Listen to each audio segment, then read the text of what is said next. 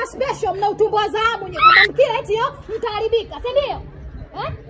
Maana nimeuliza naambiwa fulani ya jana, wewe kila shughuli ikienda misiba unasema eti yo mimi siri. Na mimi silagi vyakula vya msibani. Ina maana sisi tunakula tunaziki sana au tuna njaa sana? Hata kama ndio kwako uliekabiliana, ukaeka mikuku, ukaeka sijui minyama, nilikula na mimi kwangu kula. Si unanielewa? Nimehangaika, nimepambana, nimepata kiwali changu na kachumbari. Wewe tena unatoka pale, mimi hata siri, sijazoea kula mashughuli, hata biriani usingekula au ndio kuimashauzi kibao. Kama kwako nilikula na wewe kwangu kula. Haijalishi, iwe punje za malagi iwe nini, kula dada. Kula hapa nataka niondoke kwenye shughuli nasubiriwa.